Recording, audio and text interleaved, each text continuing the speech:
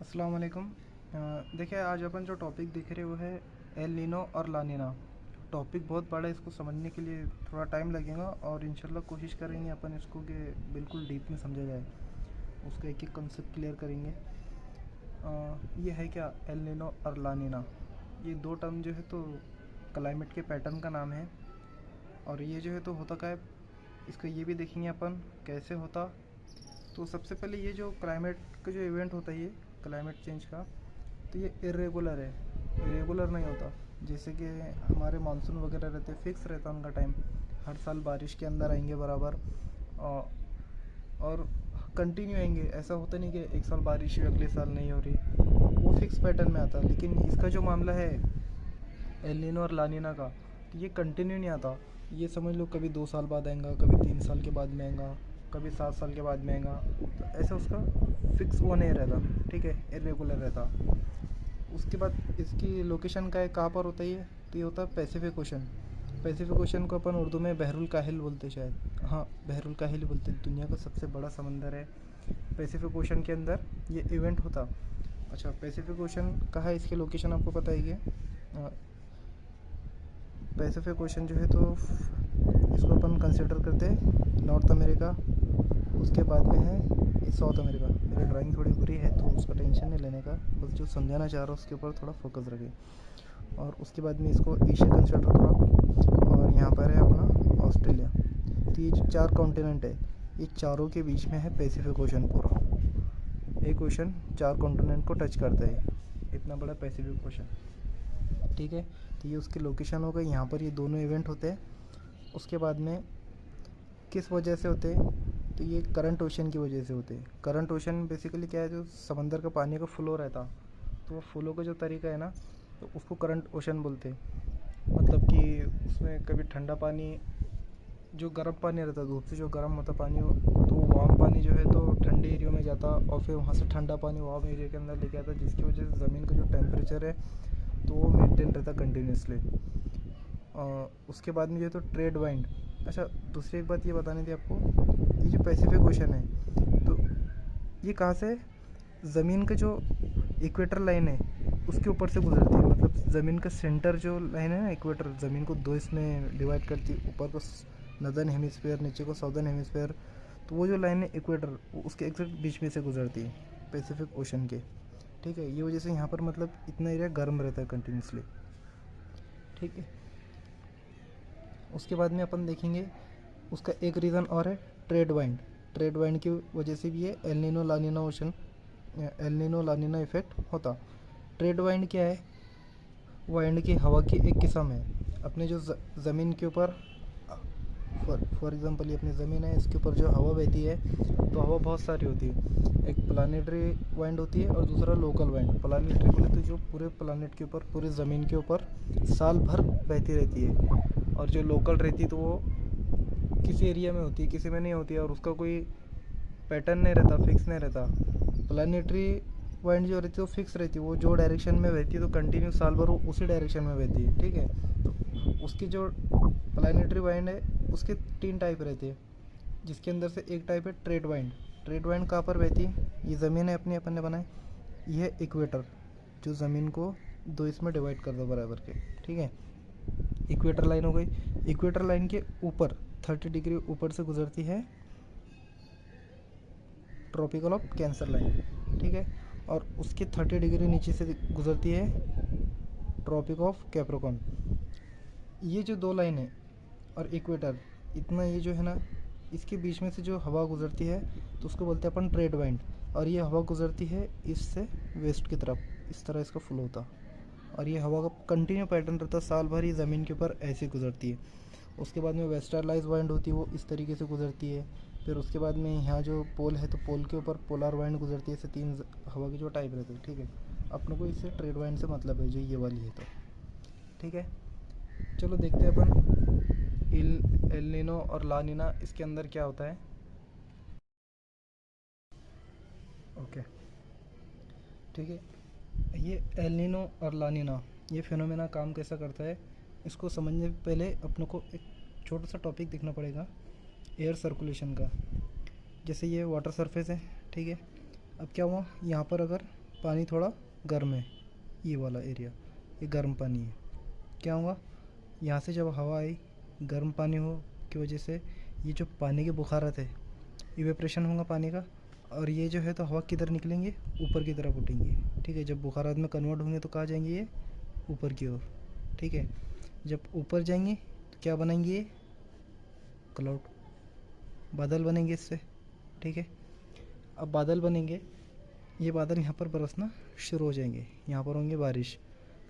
अब देखिए हवा यहाँ पर जो तो ऊपर की तरफ जा रही है, तो ये वजह से यहाँ पर जो प्रेशर है, जब मतलब यहाँ की नीचे की हवा ऊपर चली गई तो यहाँ प्रेशर कैसा हो जाएगा, कम हो जाएगा।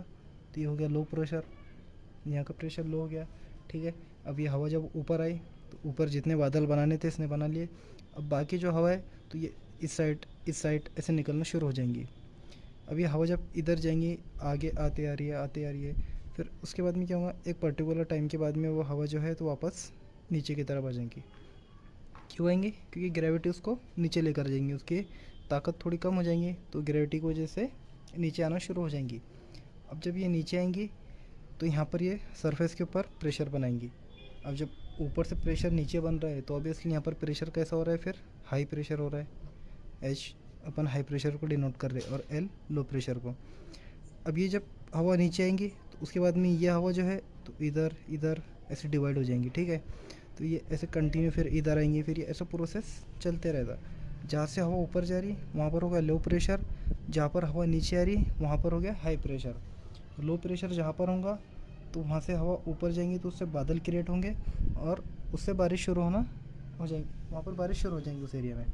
ठीक है, अब उसके बाद में एक बात ये देखो, यहाँ से पानी ये सॉरी अपने हवा ऊपर गई थी, पानी गर्म था, इसके लिए यहाँ का जो टेम्परेचर है ये एरिया का तो ये होगा वार्म, गर्म रहेगा। गर्म हो इसके लिए तो ऊपर गया ना, बुखारात में तब्दील होके, और यहाँ का भी जो है तो कोल्ड रहेगा। ठीक है, अब आते हैं अपन अपने टॉपिक की तरफ में। ओके, अब देखते हैं अपन एल नीनो और ला नीना ये फंक्शन कैसे करता है, ये मतलब पूरा जो है फिनोमेना कैसे चलता है। तो बेसिकली होता क्या है, ये सब कहाँ चल रहा है, पैसिफिक ओशन में। ठीक है, पैसिफिक ओशन में इधर की साइड को है जो हो गया साउथ अमेरिका, और इधर को हो गया ऑस्ट्रेलिया। ठीक है, बीच में पैसिफिक ओशन। अब अपने को ये पता है कि पैसिफिक ओशन जो है तो इक्वेटर के पास से गुजरा हुआ है, यहाँ से इक्वेटर गुजरा हुआ है। ठीक है, सब पूरा सीधा। अब जहाँ से इक्वेटर लाइन गुजरती है तो अपनों को पता है वो एरिया जो है तो गर्म बहुत रहता है, क्योंकि वहाँ पर जो सूरज की रोशनी है वो सीधे पड़ती है। ठीक है, तो यहाँ पर जो पैसिफिक ओशन में का पानी है तो वो भी कैसा है, गर्म है। ठीक है, और अपने को दूसरी बात ये पता है कि पैसिफिक ओशन के अंदर जो है तो वाइंड जो है, हवा जो है तो वो कौन सी है, ट्रेड वाइंड है। ट्रेड वाइंड कैसी बहती है, ईस्ट से वेस्ट की तरफ। तो ये हवा इधर से इधर बहते हुए आ रही, पानी गर्म है। अब क्या होता, ये हवा जो यहाँ का गर्म पानी है तो इसको सबको अपने प्रेशर से इधर लेकर आए थे ऑस्ट्रेलिया की तरफ। अमेरिका के पास का जो गर्म पानी है वो पानी आएगा इधर। ठीक है, अब यहाँ आने के बाद में क्या होता, वो पानी यहाँ पर ऑस्ट्रेलिया को टकराता। ठीक है, और फिर उसके बाद में वो पानी जो है तो बुखारात में कन्वर्ट होता, इवेपरेशन होता उसका, और फिर वो जो है तो ऊपर चले जाता इवेपरेट होके आसमान में, और फिर यहाँ बनते क्लाउड। क्लाउड बना। ठीक है, ये एरिया में होंगी फिर बहुत सारी बारिश। अब क्या होता, जब क्लाउड बने तो यहाँ की जो एयर ऊपर गई थी तो यहाँ का मतलब एयर ऊपर चली गई तो यहाँ एयर हो गई कम, फिर तो जहाँ पर एयर कम हो गई तो वहाँ फिर क्या बनता, लो प्रेशर, क्योंकि यहाँ की एयर ऊपर चली गई। ठीक है, बची हुई एयर क्लाउड बनने के बाद में वापस से इधर आई, फिर नीचे आई, और फिर यहाँ पर जो एयर आ रही सीधी डायरेक्टली उससे यहाँ पे हो गया प्रेशर हाई। अब जहाँ पर हाई प्रेशर होता तो वहाँ पर बारिश होती कम। तो वजह से ये जो एरिया है यहाँ का तो ये एरिया डेजर्ट है, रेगिस्तान टाइप है, और ये जो एरिया है ऑस्ट्रेलिया का तो यहाँ पर बारिश होती रहती है। ये नॉर्मल कंडीशन है, अभी इसमें ना एल नीनो हुआ ना ला नीनो हुआ, नॉर्मली ऐसा होता रहता है। ठीक है, अब क्या होता है ला नीना के अंदर सेम प्रोसेस ऐसे रहता, ऐसी वाइंड बहेंगी, ऐसी वाटर, इधर का गर्म पानी इधर जाएगा और फिर ऊपर जो है तो बुखारात में कन्वर्ट होगा, फिर उसके बारिश होंगी बादल बनने के बाद में।